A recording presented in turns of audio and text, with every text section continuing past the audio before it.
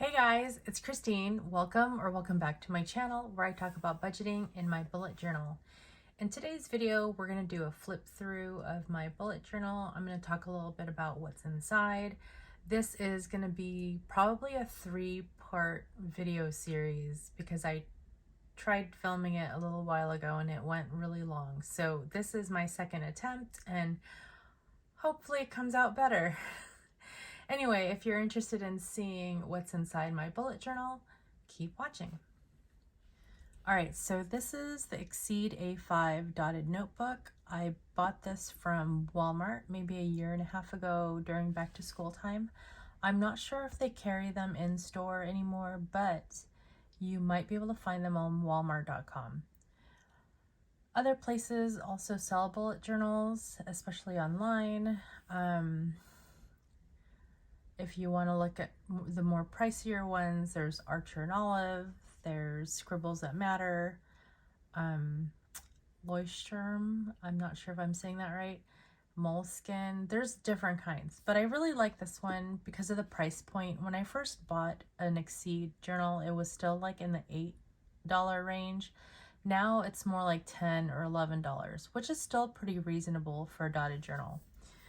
The pages are a bit cream color, so if that is like a deal breaker for you, then I don't recommend this one because it is definitely on the warm side.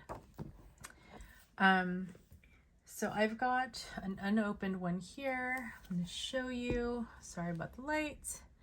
So here's Exceed A5 dotted journal. It's got 100 GSM heavyweight paper, 2 page markers. And then you'll see here, let me see, it's got 120 sheets, so that translates to 240 pages, and that's not even including the index pages, which I'll show you in a little bit. So here are the dimensions, and it does have an expandable inner pocket. So yeah. Now this sticker here, I'm not really a sticker person. Don't get me wrong, I love stickers, but it kind of stresses me out like to place them because what if I mess up? How am I gonna pull them back up and without messing it up and, you know, being unusable? So as you can see here, I did lift this up a few times and it's probably lost the adhesive right in that tiny corner.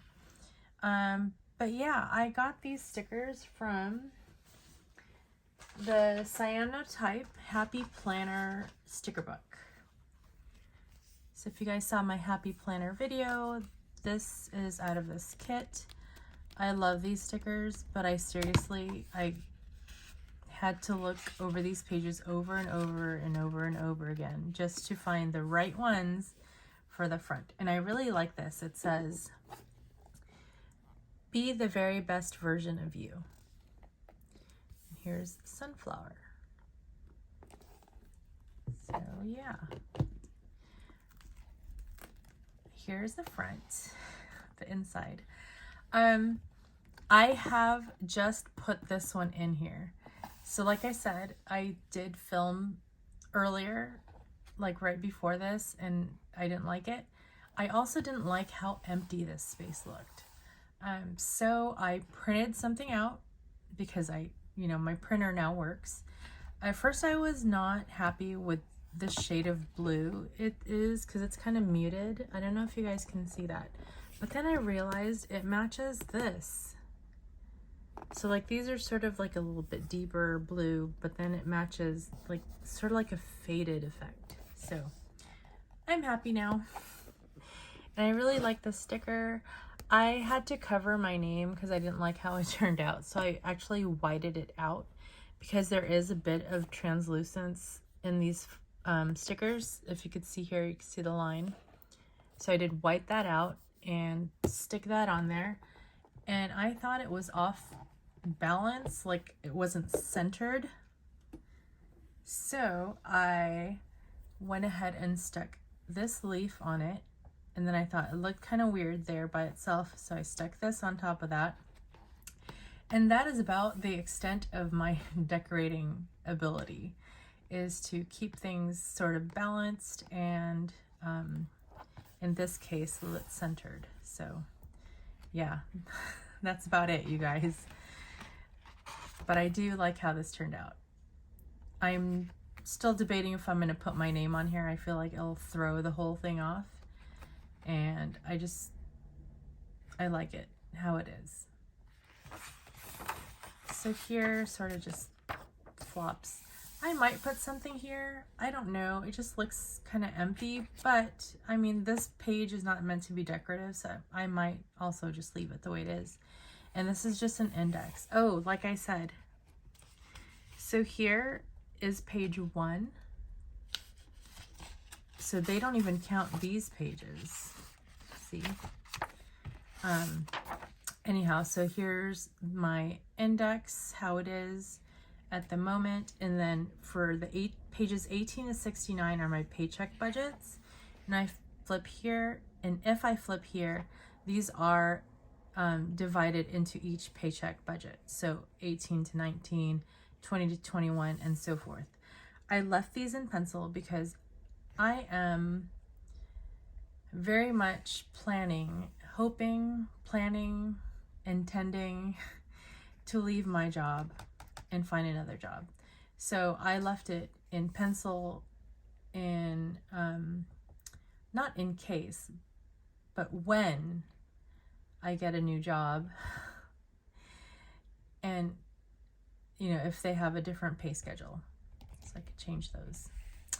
Anywho, so I left these blank. I don't know if I'm going to use them. If anything, I could just stick more decorations on there. I don't really use the index, to be honest, or the table of contents. So here on the left side is a key. If you're not familiar with the bullet journal method, I will go ahead and link something in the description to Ryder Carroll, who is thought to be the creator of the bullet journal system, and his is more minimalistic and straightforward. And a lot of the bullet journals nowadays, if you look at the content creators, they're very decorative, very artsy, and don't get me wrong, I love them, like Planning with Kay or Amanda Rachley, just to name a couple that I used to watch. Jashi Corinne, she's probably my favorite. But yeah, I want a little decoration, but not really, because it is a lot of pressure. A lot of my older, not a lot of, some of my older bullet journals have more doodles in them. I'm planning to not do that again because it was very stressful. But I do like that I can use stickers to kind of decorate here and, you know, give it a splash of color. So here I've got Bujo volume 7. So this is my 7th bullet journal. When I started out, I had some bullet journals from Amazon that were skinnier and smaller. They were like medium size. I want to say they were probably like this. They were called medium. I don't know. This is A5. So I don't know what the next step smaller to that is. Anywho, so those I was taking about 3 to 4 months to fill. And then when I started in the Exceed with all my doodles and all my habit trackers, sleep trackers, God knows what else, like it was then taking me about 6 months to fill a bullet journal. 2022 is probably the first year that it took me a whole year to finish a bullet journal, but that was planned. That was intentional, because I had counted out the pages and I knew what I was going to do with the pages, as opposed to before when I used to just do a lot of habit trackers and decorating, and yeah. So Kristine's not doing that anymore. We will do a few stickers because those are fun.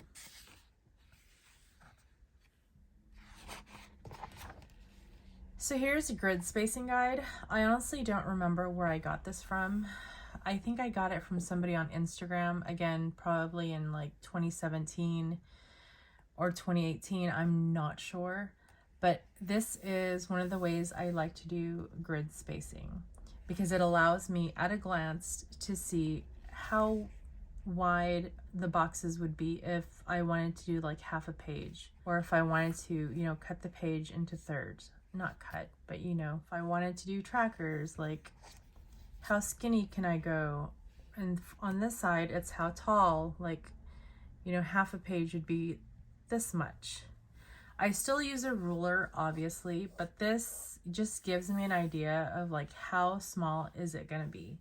Like if I need to divide up my page into say 7, so 1, 2, 3, 4, 5, 6, 7.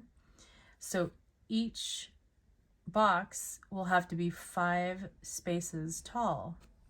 If I do that, I'm gonna only have 3 spaces at the top. Well, I'm thinking of my weeklies. So a good example is this right here.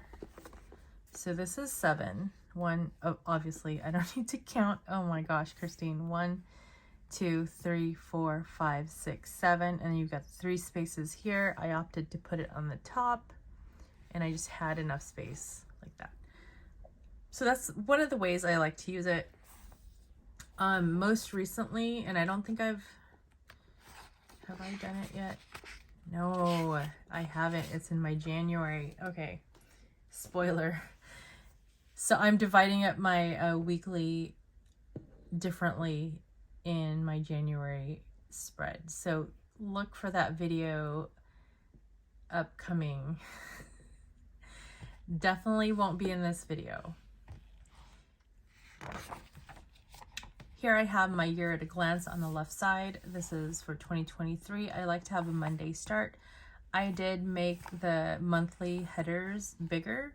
They were about the same size as the days right here, but I thought it would really like tie it together with how I have some of the lettering here and in the following pages as well. On the right side is the start of my future log. I know it's a little redundant to have all these right here, but it just allows me, especially when I go on to the next page, it allows me to only look at September if that's all I want. If all I want to see is July, or, you know, individual months, I don't have to flip back and forth over there. And there are some times that I want to look at the whole year, and here is all on a page. I don't have to go, wait, what? You know, it's all here, and it's the way I like it. So it's the way it is, you guys. But yeah, I can't believe we're in 2023 already. Yikes. So on these next few pages, I do keep track of the TV shows and movies that I watch. I do have 3 streaming services right now, technically 4, but I am planning to cancel Prime. Probably by the time you see this video, it'll be canceled. So I didn't include it here. So right now I do have Disney Plus and Hulu on a special price. I believe it's $2.99 for Disney and $1.99 for Hulu. So for the whole year. I also have HBO on a $1.99 promotional plan, but that only is for 3 months. So before the February billing cycle, I will be canceling that. But in the meantime, it's there, and I need to use it because, I mean, it'll be February before I know it. So I'm going to give you a look at what my current one looks like. Don't judge me too hard, okay? So here's my TV shows and movies. Take a look at those streaming services. So I had Netflix, I had Prime, Hulu, Sling, Apple TV, and Disney Plus. So I think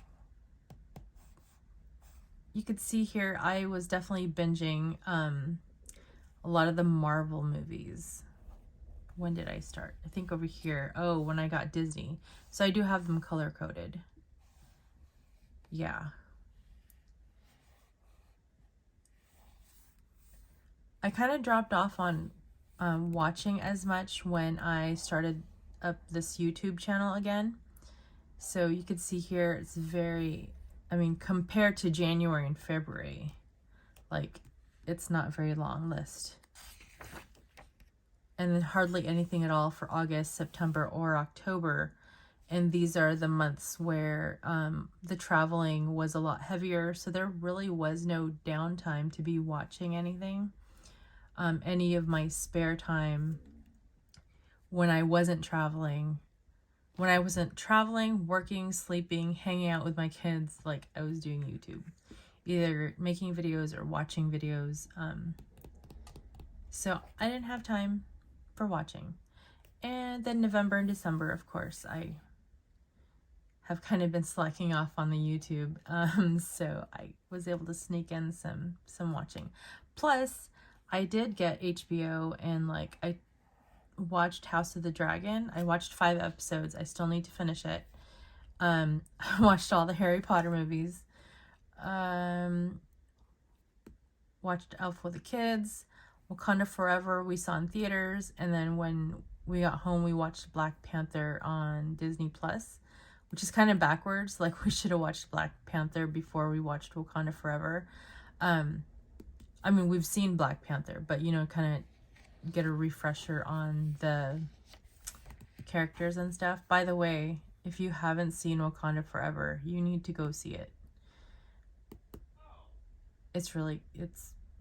I bawled. I cried like 3 times during the movie. So what to watch? House of the Dragon. I put that on there because, gosh, I've only seen 5 episodes and I couldn't even finish the whole dang thing. I loved it. It was great. But it was the whole, like, if I stop watching this, or if I finish watching this, when is the next season going to come out? And so, like, I didn't want to close that. I know I'm a weirdo. Handmaid's Tale and The Witcher. I haven't seen the most recent seasons. Witcher and Stranger Things are on Netflix, so I will probably be getting Netflix sometime during 2023, but not quite yet. I want to get the most out of Disney Plus and Hulu and HBO until, like, you know, till I'm sick of them, I guess, before I get Netflix. Discovery of Witches, that's like on Sundance or something. They had it on Prime, like a couple seasons were on Prime, but then they didn't have the newest season, and so I never got to see it. So I do want to get that streaming service for a little bit, even if just to binge that last season. Like, hopefully it comes out on one of the other streaming services that I already have. That way, you know, it's not an extra expense. That's actually going to be it for this video. Filming kind of did go long, so I am going to cut it up into segments. Right now I am probably looking at 3 segments. Hopefully it doesn't go into 4. I am not really sure. There's a lot to cover and I'm feeling really chatty. So if you guys want to see the next video, that's going to be my YouTube tracker and 23 things to do in 2023. But in the meantime, before that uploads, you guys can check out this video right here. If you enjoyed this video, please go ahead and hit the like button, comment down below, subscribe if you haven't already done so. And I want to thank you so much for being here and thank you for your support. I hope to see you in the next video. Bye, guys.